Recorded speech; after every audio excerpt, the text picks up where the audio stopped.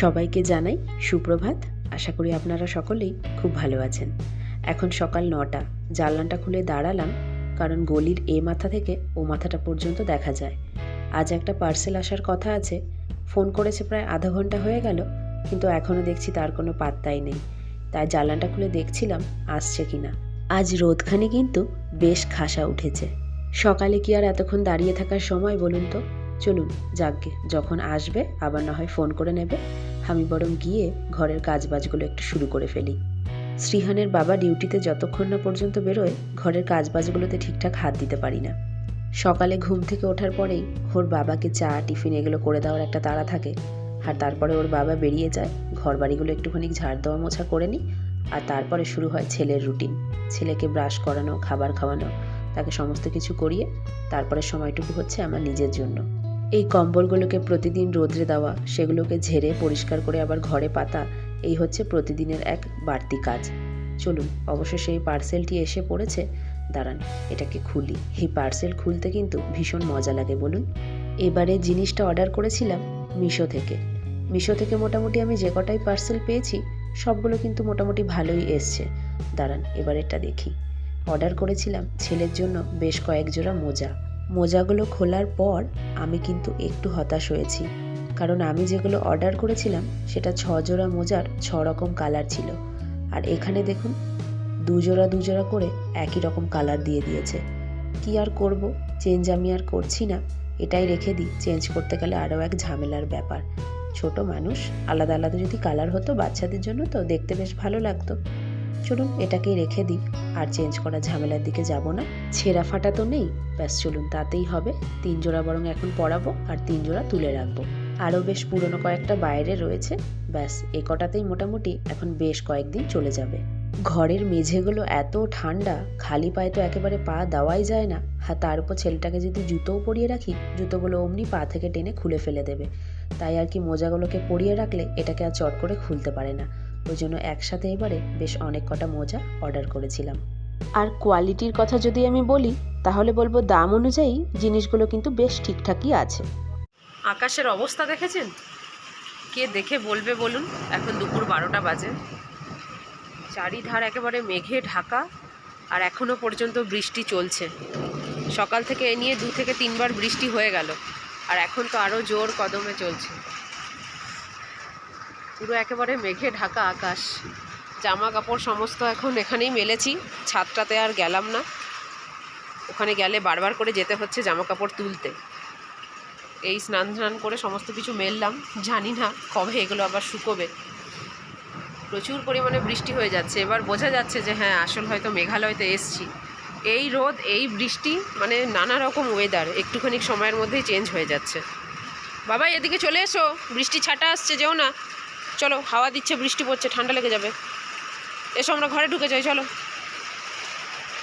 ওই দেখো, ওদিকে বৃষ্টির জলে ভর্তি হয়ে গেছে, ব্যালকনি ভিজে গেছে। চলো এসো বাবা, আজ যেও না। চলে এসো, আজ যেও না, হাওয়া দিচ্ছে, বৃষ্টি পড়ছে, এসো বাবাই। চলে এসো, দরজা দিয়ে এসো, ঠান্ডা হাওয়া আসছে, এসো। বৃষ্টির যা আওয়াজ হচ্ছে, জানি না কথাগুলো কত দূর শোনা যাবে। এই স্নান করে বেরোলাম, তাই ভাবলাম বৃষ্টিটা থাকতে থাকতে এইটুকুনি ভিডিওটা উঠিয়ে নিই, তাহলে আপনাদেরকে দেখাতে পারবো। তার উপর মানে বিদ্যুৎও চমকাচ্ছে এত পরিমাণ। এই জায়গাটাতে আমি অরিজিনাল ভয়েসটা দিয়ে ভিডিওটা করছিলাম, কিন্তু তারপর নিজেই শুনে দেখছি এত পরিমাণ বৃষ্টির আওয়াজ হচ্ছে, কথাগুলো এত জোরে বলছি যে আমার নিজেরই যেন কানে বাজছে। তার উপরে এখানে প্রত্যেকটা বাড়ি তো টিনের ছাদ, একটু আওয়াজ হলেই মনে হয় যেন বিশাল জোর আওয়াজ হচ্ছে। তাই ভাবলাম থাক, এত জোরে কথা বরং আর বলতে হবে না, এখানে সাউন্ডটাও যেন মিউট করে পরে আবার ভয়েস ওভার দিলাম। এইখানে আসার পরে যতবারই বৃষ্টি হয়েছে সব থেকে জোরে আর বারবার করে বৃষ্টি যেন আজকেই হচ্ছিল। বৃষ্টি আসছে, হচ্ছে বেশ জোরে, আবার বন্ধ হয়ে আবার কিছুক্ষণ পর নেমে পড়ছে। দেখুন, এখনো পর্যন্ত সমানে বৃষ্টি হয়েই যাচ্ছে।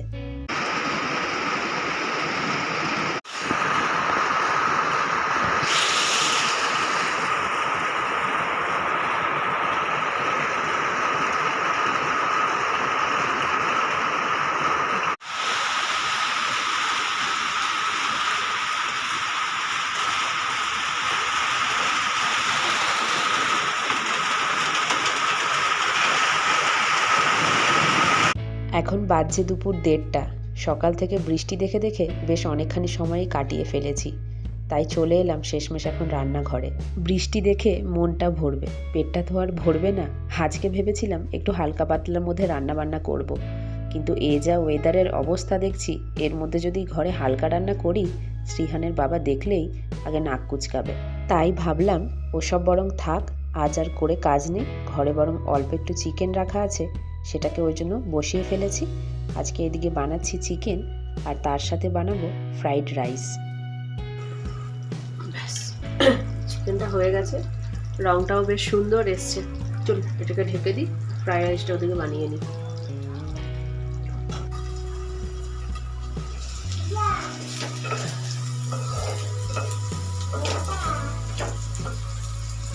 এ মাসে আর বাসমতি চালের প্যাকেট কেনা হয়নি, যে কটা ছিল সবগুলোই আজকে বানিয়ে নিয়েছি। যে সমস্ত জায়গাগুলোতে দেখবেন ঠান্ডাটা মোটামুটি একটু বেশিই থাকে, সে সমস্ত জায়গায় না তেল মশলা একটু বেশি হলে খাবার দাবারগুলো খেতে কিন্তু বেশ ভালো লাগে। খাবার বাড়ার সাথে সাথেই এত পরিমাণ ঠান্ডা হয়ে যায়, তার উপর যদি জুৎসই খাবার না হয় না, খেতে কিন্তু একদমই ইচ্ছে করে না। যেমন ধরুন এখানে আজকে সকাল থেকে এত পরিমাণ বৃষ্টি হচ্ছে, ঠান্ডা তো লাগছেই, তার উপরে জলগুলো এত পরিমাণ ঠান্ডা হয়ে গেছে একেবারে হাত লাগানোই যাচ্ছে না। যখনই জলে হাত দিচ্ছি আঙুলগুলো একদম যেন লাল হয়ে যাচ্ছে। আবহাওয়াটা এখন একটু পরিষ্কার হয়ে গেছে, দেখুন হালকা রোদ বেরোচ্ছে। এই বৃষ্টি, এই রোদ। এদিকে ছেলেও আমার ঘুমিয়ে পড়েছে, এতক্ষণ ওকে শুয়ে ঘুম পাড়ালাম। চলুন, আজকে আবার ইন্ডিয়া পাকিস্তানের ম্যাচ চলছে।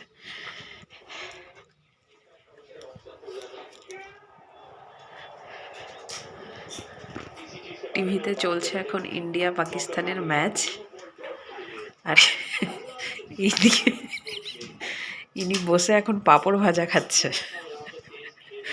চলুন আমিও তাহলে বসি, একটুখানি ম্যাচটা দেখি।